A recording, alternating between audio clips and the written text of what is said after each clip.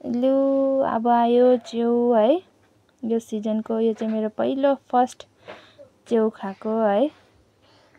मेरो हस्बेन्डले चाहिँ मलाई च्याउ ल्याइदिनु भएको थियो, किनभने मलाई मेरो चाहिँ च्याउ फेभरेट हो नि त है। च्याउ चाहिँ म जितना खाइसक्छु भन्ने जस्तै अब मनपर्छ। मौसम पनि अलिअलि जाडो जाडो थियो है, पानी धेरै दिइरहेको थियो, त्यही भएर मैले पहिला सोचेँ पहिला चिया खान्छु अन्त च्याउ पकाउँछु भनेर च्याउ धोइसकेँ। धोइ गरेर चाहिँ फेरि चिया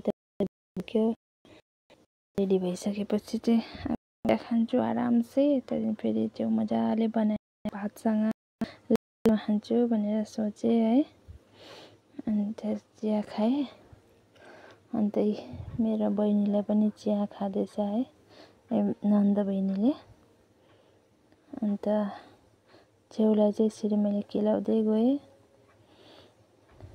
यसरी पटपट फुट्दो रहेछ नि त यो च्याउ चाहिँ हो। यो च्याउको नाम चाहिँ के हो मलाई थाहा भएन है। यदि तपाईँहरूलाई थाहा छ भने चाहिँ कमेन्ट गरिदिनुहोस् होला कुन चाहिँ च्याउ हो यो भनेर है। अन्त च्याउ चाहिँ केलाइसकेँ। अब यस्तो देख्दैछ यो च्याउ त है। अब केलाइसकेपछि चाहिँ अब बनाउनेपट्टि जाउँ है। अब च्याउ बनाउँछु। पहिला चाहिँ मैले तेल हालेँ।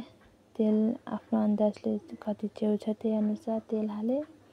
मैले त प्याज र खोर्सानी काटेर रेडी राखेको थिएँ। त्यो प्याज खोर्सानीलाई चाहिँ अब रातो बनाउने हो कराईमा। रातो नभए पनि अलिक प्याज च्याउमा चाहिँ धेरै हालेको मलाई चाहिँ मनपर्छ है। तपाईँहरूले पनि बनाउँदाखेरि चाहिँ अलिक धेरै प्याज हाल्नुहोस् न, राम्रो लाग्छ। अन्त लसुन चाहिँ मेन चिज है। मसरुमको लागि चाहिँ लसुन चाहिँ हाल्नै पर्छ।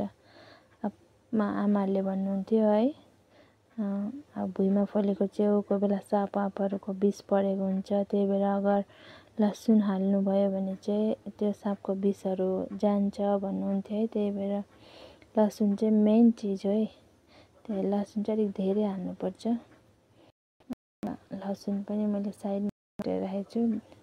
जबसम्म हुन यसलाई चलाइबस्ने है। चलाएर रातो रातो रेड ब्राउन भएपछि त्यसमा अरू मरमसलाहरू हाल्दा जान्छ है।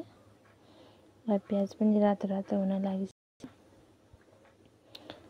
अन्त खोर्सानी पनि मैले ठिक्कैको पिरो हालेको छु है। सबले खोर्सानी घरमा त्यति पिरो खान सक्दैन, त्यही भएर कसै खान्छ कसै खाँदैन, कसै घरमा नानीहरू छ है, त्यही भएर चाहिँ मैले कमै हालेको छु। अन्त एउटा टमाटर हालेँ है। अब यो टमाटरलाई पनि एकछिन पकाउने हो।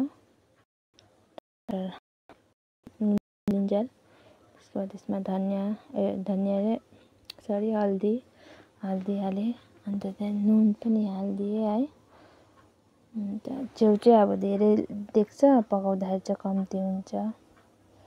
अन्त त्यही भएर पहिला चाहिँ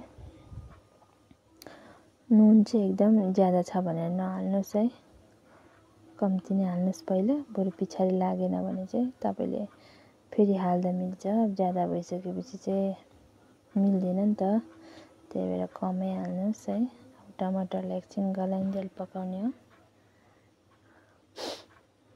कसले यो सालमा चाहिँ कति च्याउ खाइसक्नुभयो भन्नुहोस् ल मलाई। अन्त ल अब यसरी च्याउ हालेँ। च्याउ हालेपछि चाहिँ अब यो च्याउबाट अलिक पानी निक्लिन्छ है। जबसम्म यो पानी अलिक सुक्दैन तबसम्म पकाउनु पर्ने हुन्छ। तपाईँले के सुक्खा खानुपर्छ कि त हल्का झोल टाइप चाहिँ के, झोल पनि होइन, लसपस टाइपको। मलाई चाहिँ अलिक लसपस भातसँग मोलेर खानु राम्रो लाग्छ क्या, त्यस्तै बनाउँदैछु। लसपस बनाउँछु। तपाईँहरू हेर्दै जानुहोस्। एउटा चाहिँ डल्लै छुटेछ है, त्यसलाई चाहिँ मैले फुटाइदिएँ। अब यसरी एकछिन छोपेर यसलाई पकाउने हो। यसरी पानी छोड्दो रहेछ हो। हेर्नुहोस् त कति धेरै पानी निक्ल्यो। अनि कम्ती पनि भयो, सुक्यो पनि च्याउ हो। अन्त यसरी पकाउँदै पकाउँदै हल्का गैसमा चाहिँ सुक्यो पनि, पानी पनि सुक्यो, केही हाल्नु पर्दैन। अब यसमा चाहिँ नुन पनि ठिक्कैको भएछ हो। अन्त अब यो चाहिँ रेडी भइसक्यो। हेर्नुहोस् त कस्तो लाग्दैछ। तपाईँलाई मन पर्यो भने लाइक, सेयर, कमेन्ट गरिदिनुहोस् ल। By by.